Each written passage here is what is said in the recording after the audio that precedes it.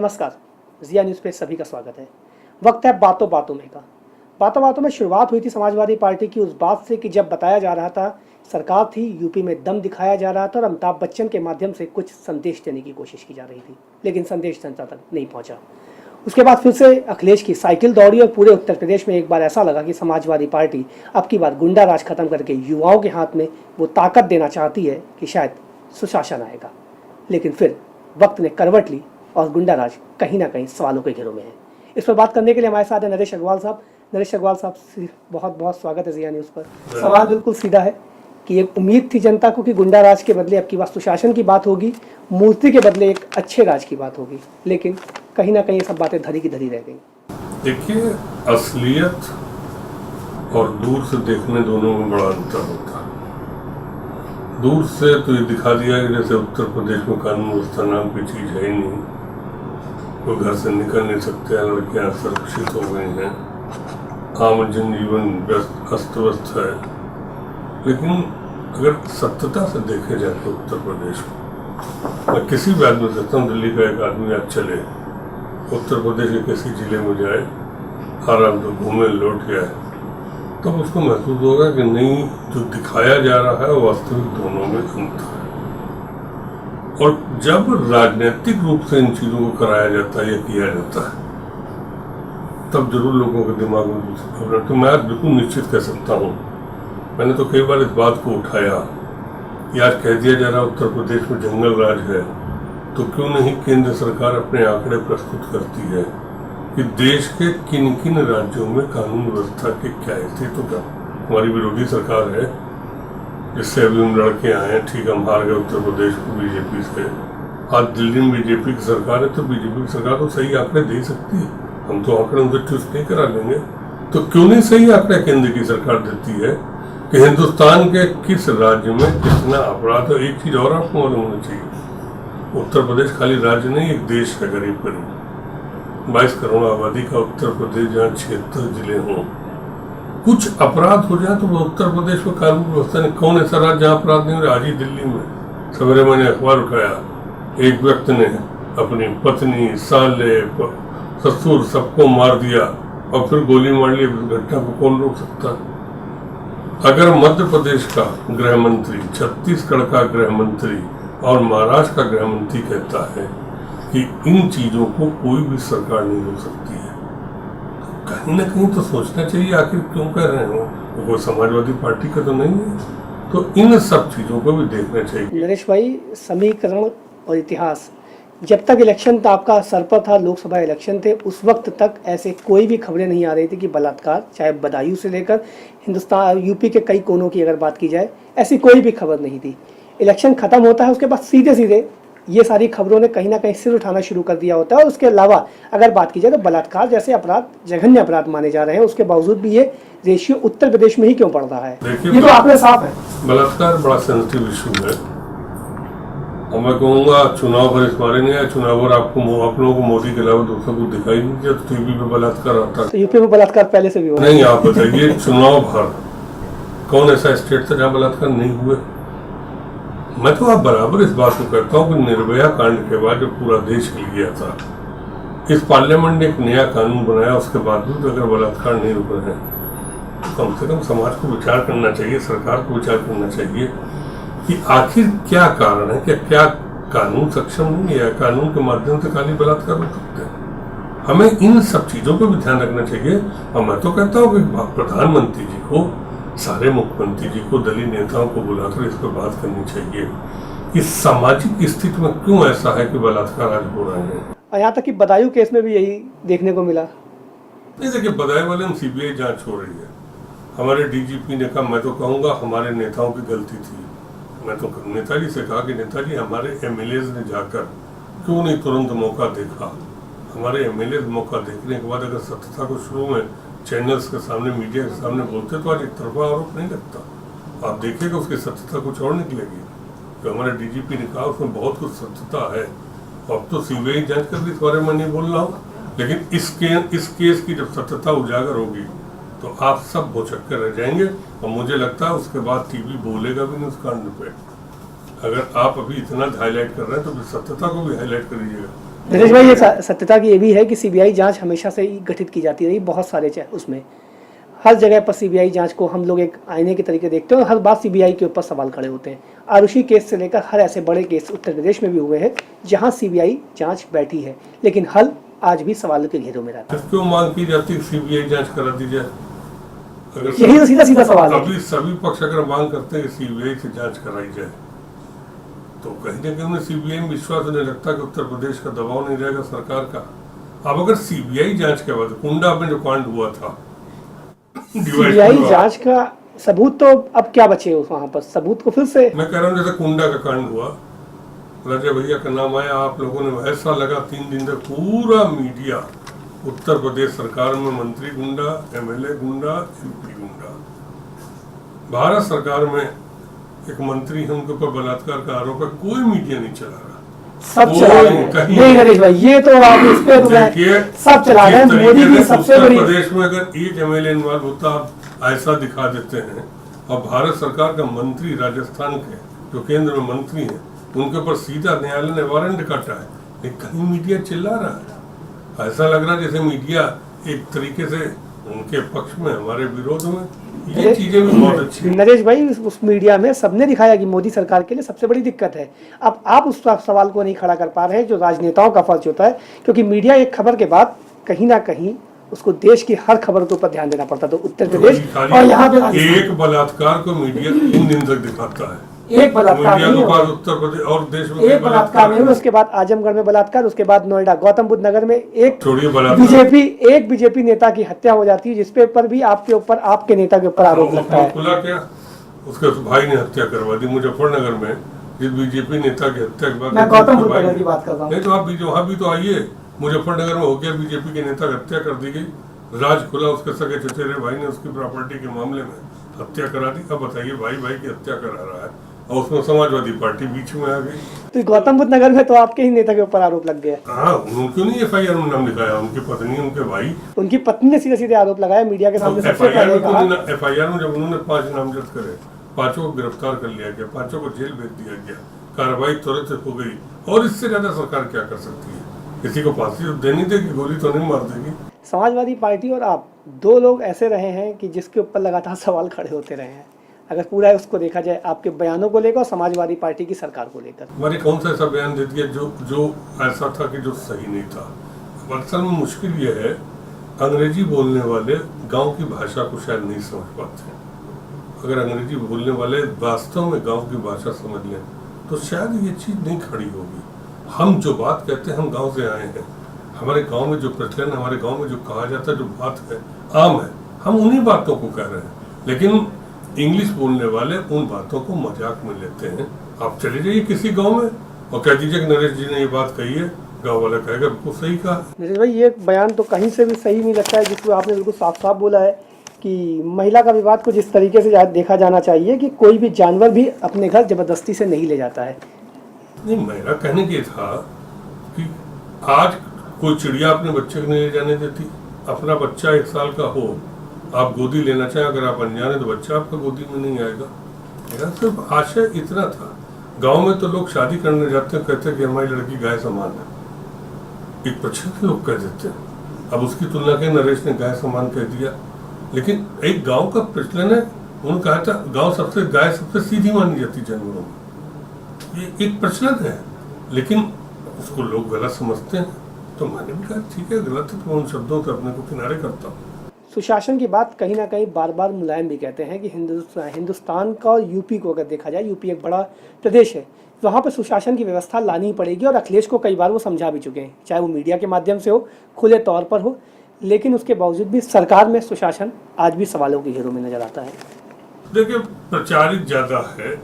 अभी मुख्यमंत्री ने 10 तारीख को सारे डीएमएसपी को बुलाया, कितने सख्त निर्देश दिए गए कि माफियाओं पर, भू माफियाओं पे, खनन माफियाओं पे, जो गुंडे हैं उनके खिलाफ कार्रवाई की जाए। कार्रवाई शुरू भी हो गई, तमाम जिलों में लोग बंद किए जा रहे हैं। और सरकार से आप क्या उम्मीद कर सकते हैं? अच्छा, मायावती सरकार में इस तरीके के सवाल नहीं खड़े हुए आज तक भू माफियाओं को लेकर? छोड़िए, वहाँ सब चीज सेंट्रलाइज था तो नीचे का कुछ था ही क्या। उस राज्य में जितना बड़ा करप्शन हुआ शायद किसी राज्य में नहीं हुआ होगा। लेकिन उस समय तो आप लोग बोलने में डरते थे। आप सबसे बड़ी तो ये थी कि प्रेस की स्वतंत्रता तक नहीं थी।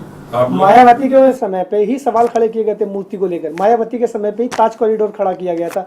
मायावती के समय पे जैसे उनको सीबीआई से छूट मिली तब भी सवाल मैंने पिछली सरकार में देखा बड़े बड़े मीडिया वाले एकदम बिल्कुल चुप हो गए थे। यहाँ तक कि कुछ पत्रकारों पर घबराते थे। यहाँ तक कि कुछ पत्रकारों पर हमले हुए थे, वो भी मायावती सरकार में खड़े किए गए थे।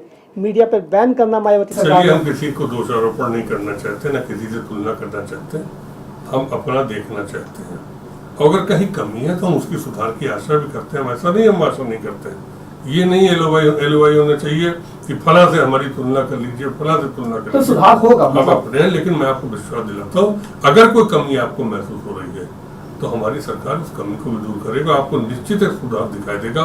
लेकिन ये मैं कह सकता हूँ, जिस तरह प्रचारित किया रहा है उत्तर प्रदेश में जंगल राज है, वो सही नहीं। अच्छा चलिए, ये तो हो गया, एक आप सुधार की बात कर रहे हैं, लेकिन कहीं ना कहीं आप 3 पार्टियों का स्वाद भी चख चुके हैं।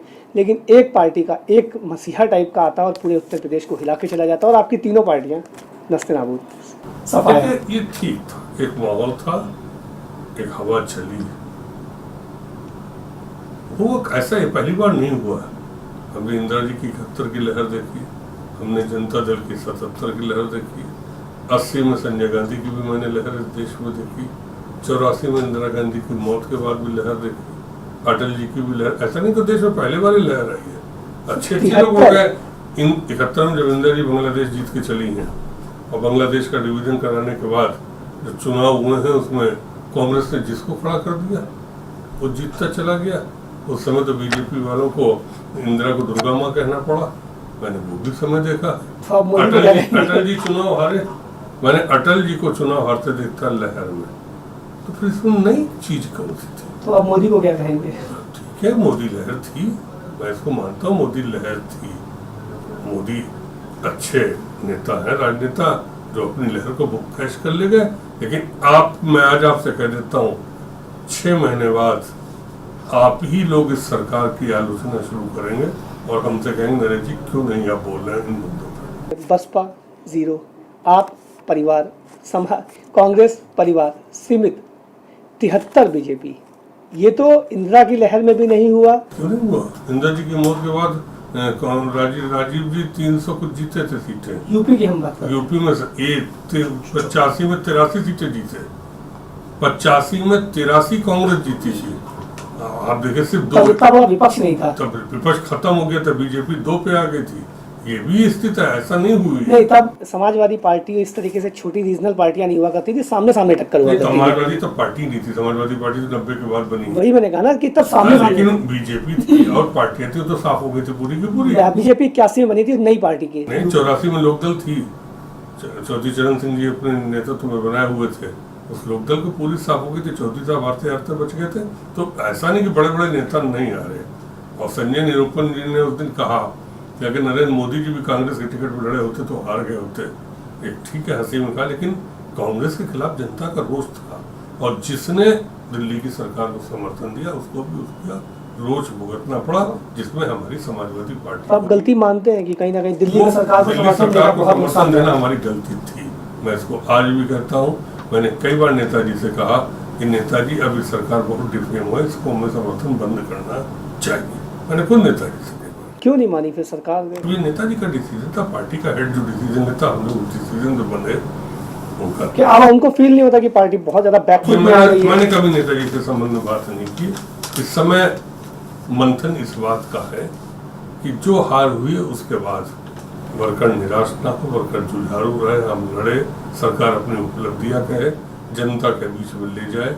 और जो आप कह रहे हैं कानून व्यवस्था, मैंने तो सरकार से कहा कि बिजली, कानून व्यवस्था, सड़क, शिक्षा, हेल्थ, ये हमारी प्राथमिकता होना चाहिए। और साथ में नौजवान, किसान, अगर माइनॉरिटी हमारी प्राथमिकता रही उसको लेकर, तो ऐसा नहीं आज हारे तो 2 साल बाद उसी को हम जीत में परिवर्तित कर सकते हैं। ये हुआ भी है। सब वक्त एक छोटे से ब्रेक का, ब्रेक के बाद फिर से लौटते हैं और फिर से चर्चा को जारी रखते हैं। वक्त अभी छोटे से ब्रेक का।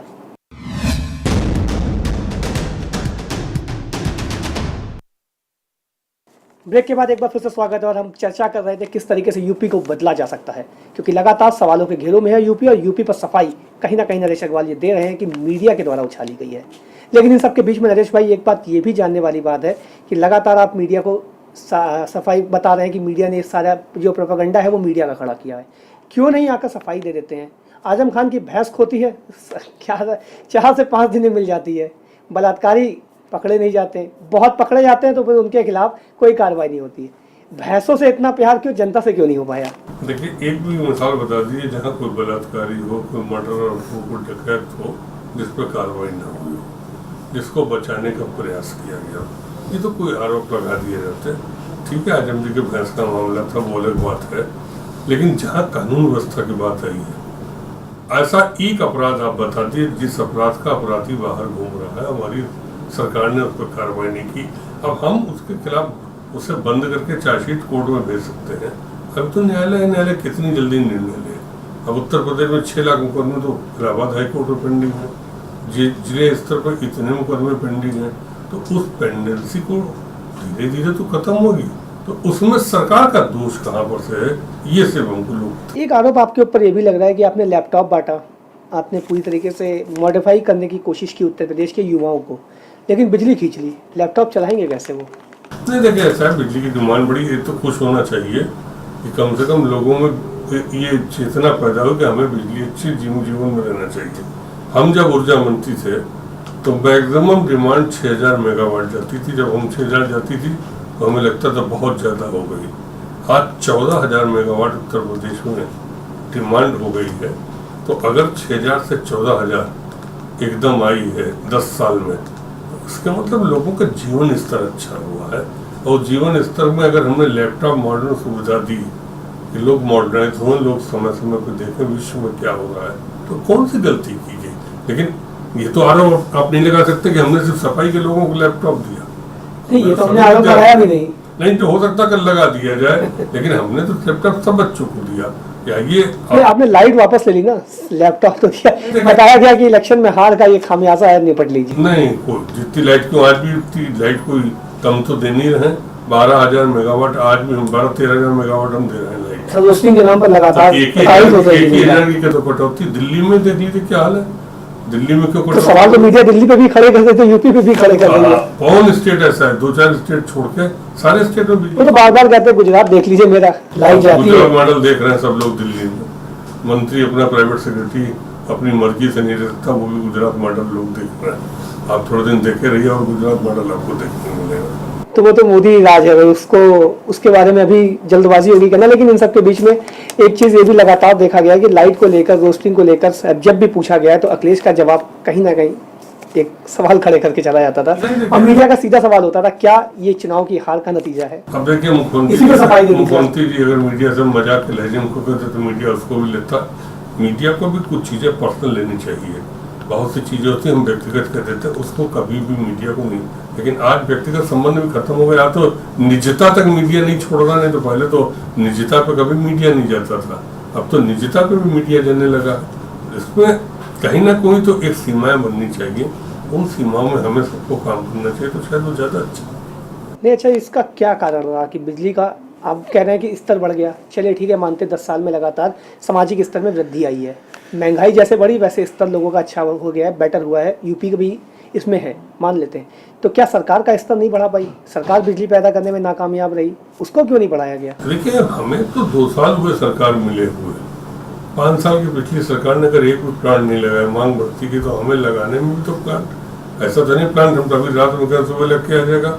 मुख्यमंत्री जी ने कहा कि 2 साल में हम बिजली पूरी कर देंगे। तो अगर वो कह रहे हैं कि 2014-16 में बिजली मिलने लगेगी, तो इंतजार करना चाहिए, क्योंकि डिमांड निरंतर बढ़ रही है। बार बार मोदी जी की तरफ ही क्यों देखें, हम अपनी तरफ। मोदी जी की तरफ देखने की बात नहीं कर रहा हूँ, मैं कह रहा हूँ कि उत्तर प्रदेश में भी निजी प्लांट लगने में समय लगेगा।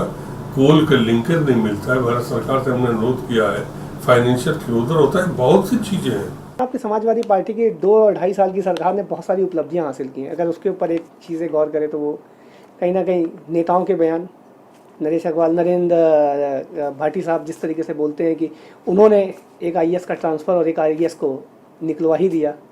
इसके अलावा नेताजी का बयान, कि वो बार बार कहते हैं कि बच्चों से गलती हो जाती है, उन्हें माफ़ कर देना चाहिए। अखिलेश यादव को बिजली को लेकर बयान, आजम खान का बयान भैंसों को लेकर, तो ये कहीं ना कहीं सारी चीज़ों को, उन्होंने भैंसों को तो अपनी ब्रिटिश की रानी से तुलना कर डाली थी। कहीं ना कहीं आपने बयानों में बहुत उपलब्धि पा ली समाजवादी पार्टी ने। चलिए, कहीं ना कहीं तो उपलब्धि पाई है, लेकिन आशय नेताजी के जो कहने का था उसका आशय दूसरा था, मुख्यमंत्री जी जो कहते हैं उसका आशय दूसरा था।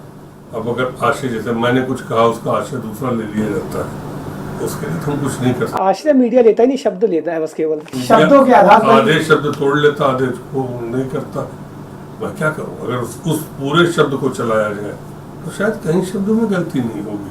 नहीं, 2.5 साल की सरकार में सबसे ज्यादा शब्द आप ही के पकड़े गए। नहीं, ऐसा नहीं। चलिए, हम कुछ चर्चित हैं, ज्यादा हमको हमसे ज्यादा मीडिया को लगाव है, लेकिन कोई शब्द ऐसा नहीं था जो कि संसदीय न हो। मैं इतना ही कहूंगा। मेरे क्या मुलायम का ये कहना कि बलात्कार पे, लेकिन नेताजी का दूसरा कहना, नेताजी ने कहना था, जो हमने अपने दिया भी था, जो हमने जनता से वादे किए थे कि हम दहेज हत्या वाला कानून, दलित कानून, और अगर कहीं जाती हो रही तो उस पर हम विचार करेंगे। पूरा एक तारतम्य था। जिसमें महिला एक्ट बन रहा था, उसमें समाजवादी पार्टी ने प्रश्न उठाए थे कि कहीं ऐसा ना हो इससे महिलाओं को रोजगार देने में परेशानी हो जाए, कहीं ऐसा ना हो लड़के लड़की में दूरी बहुत ज़्यादा बढ़ जाए, कहीं ऐसा ना हो समाज दो हिस्से में बढ़ जाए। अब आज आप देख रहे हैं किस तरीके से आरोप लग रहे हैं। फिल्म की हीरोइन आरोप लगा रही हैं, कहीं आपस में लोग एक दूसरे पे आरोप लगा रहे हैं। आज तो गांव में खेती का भी झगड़ा होता हो, महिला आरोप लग जाते हैं। तो अगर वो चीज़ें सामने आ रही हैं, इसको हम लोग कह रहे हैं, तो इसमें दूसरे रूप में जब लोग लेने लगते हैं तो हम लोग के सामने कोई और इसको आरोप की वजह से क्या महिलाओं की सुरक्षा पे ढील दे देनी चाहिए? क्योंकि मैं तो कह रहा हूँ कि कानून और सख्त बनाना चाहिए, लेकिन कानून ऐसा बनना चाहिए व्यवहारिक हो। बहुत जल्दी में कानून नहीं बनाना चाहिए। निर्भया कांड के बाद इतनी जल्दी में कानून बनाया गया, उस समय की कांग्रेस सरकार को लगा जैसे क्या हो गया, बस हम तुरंत कर दें, एकदम बहुत डिपेंड हो रहे हैं। अन्ना हजारे वाला हुआ, उन्होंने एकदम इतना तेजी से लगने लगे, उन्होंने फूट पारा एकदम लग जैसे। तो क्या निर्भया के बाद का जो कानून सही नहीं है पुरुषों के आधार पर? अगर उसके बाद अगर आज महिलाओं पे अत्याचार हो रहे तो कहीं ना कहीं कानून में कमी है। नहीं क्यों? अगर इतने कठोर कानून के बाद भी महिलाएं सुरक्षित नहीं है, महिलाओं के ऊपर अत्याचार हो तो क्यों नहीं कानून रुक रहा है? क्यों नहीं ऐसे अपराध रुक रहे हैं? बाकी इस पर भी तो विचार सबको करना चाहिए बैठ के कि हम कानून पे कानून बनाते चले आ रहे हैं, लेकिन महिलाएं सुरक्षित नहीं है। ये दुर्भाग्य है हमारे देश का। अच्छा नरेश भाई, एक निजी सवाल है। अभी आपने पहले भी बोला कि बसपा वाली इसमें एक ही के पास पावर थी। आप भी बसपा गए थे कुछ समय के लिए। ये भी एक सबसे बड़ा सवाल है कि समाजवादी पार्टी से दिल रूठा, कांग्रेस से आप समाजवादी पार्टी में आए, दिल रूठा समाज से बसपा में चले गए। तब ये नजर नहीं आया था कि एक आदमी के हाथ में पावर है और इस तरीके से? आया था, मैंने बहुत बारी चीज़ों को कहा, ऐसा नहीं मैंने नहीं कहा। मैं वहाँ भी मैं बोलता नहीं था, बहुत कम रहता था। वहाँ के जो कल्चर था मेरे कल्चर से मिलता नहीं था, मैं अपने को दूर रखता था। लेकिन कहीं ये नहीं कह सकता नरेश ने गुलामी की होगी। हमने हरदम विचार खुलेआम रखे, शायद उसी ने, वो लोग उसको पसंद नहीं करते तो मैं अपने को दूर रखता था। नहीं, गलती हो गई थी बसपा में जाना। जिंदगी में अगर कहीं गलती सबसे बड़ी हुई है तो वही गलती थी जिसको मैं स्वीकार करता हूँ। मुझे स्वीकारने में कोई दिक्कत नहीं। बसपा की तरफ से हाथ मिलाना सबसे बड़ी गलती जीवन की थी। चलिए, चलते चलते आखिरी सवाल, बिजली कब सुधरेगी, कानून व्यवस्था कब सुधरेगी और नेताओं के शब्द कब थमेंगे? देखिए, ये तो ऐसा प्रश्न है, मैं कहूँ इसको कितना एलिब्रेट कर लो, चाहे जिस हिसाब से ले लो, लेकिन मैं कह सकता हूँ जितनी बिजली हम उपलब्ध उत्तर प्रदेश में करा रहे हैं, अगर हमको सेंट्रल शेयर से और बिजली दे हम और उसको उपलब्ध कराएंगे, क्योंकि पावर स्टेशन लगने में टाइम। कानून व्यवस्था प्रचारित ज़्यादा है, लेकिन उत्तर प्रदेश में आप खरीद भी तो सकते हैं और बिजली, आप केंद्र से बिजली और खरीद भी तो सकते हैं। दे कहाँ रहे हैं? मैंने तो कई बार मुख्यमंत्री ने तो अभी चिट्ठी लिख के भेजी केंद्र को कि आप हमको बिजली दीजिए।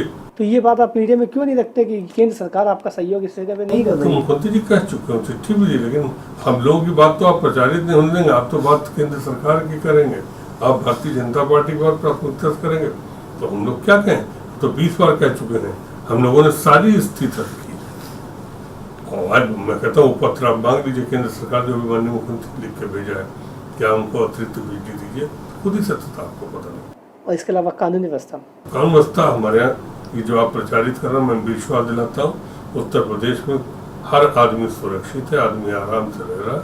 और मैं आमंत्रित करूँगा बाहर के लोगों को कि आइए उत्तर प्रदेश में, आप गुजारिए, उसके बाद आप कहेंगे कि ये सब भ्रमित प्रचार है। और इसके अलावा नेताओं के शब्द, इसमें आपके भी शब्द आते हैं? छोड़िए इन सब चीज़ों को कारण। हम लोग जो कहते हैं, हम गांव के रहने वाले हैं, ठेठ हिंदी बोलने वाले हैं, हमारे शब्द अंग्रेजी वालों को आपके बहुत सारे बयान ऐसे जो सवाल खड़े करते हैं, खूब आपके बहुत सारे बयान है जो ऐसे सवाल खड़े करते हैं, आपकी महिलाओं को कपड़े से लेकर चाय बेचने वाला प्रधानमंत्री नहीं बन सकता, बहुत सारे सवाल है। चलिए, जो हमने कहा सो कहा, उसको जनता में चर्चा का बिंदु बना। अगर बदनाम नहीं होंगे तो नाम कैसे होगा, ये भी है। चलिए, बदनाम सही लेकिन नाम तो होगा। जी, हमसे बात करने के लिए बहुत बहुत शुक्रिया। तो बिल्कुल साफ है कि बदनाम ना हुए तो नाम कैसे होगा। लेकिन इन सबके बीच में कहीं ना कहीं एक चीज़ जरूर है कि बिजली और इसको कानून व्यवस्था को लेकर लगातार सवाल खड़े होते हैं, और उसमें सफाई कहीं ना कहीं नरेश भाई ये साफ दे रहे हैं कि जनता के सामने वो चीज़ नहीं रखी जा रही है जिसकी जनता देखना चाहती है, जो जनता की हकीकत है। बात साफ है कि मीडिया का ये है या समाजवादी पार्टी की कमियां है या सरकार की कमियां, इन सारी चीज़ों पर अभी भी मंथन जारी है, और उसके ऊपर किस तरीके से जनता फैसला देती है वो आने वाला वक्त जरूर बताएगा। लेकिन अभी के लिए बस इतना ही। जिया न्यूज़ पे खबरों का सिलसिला जारी है।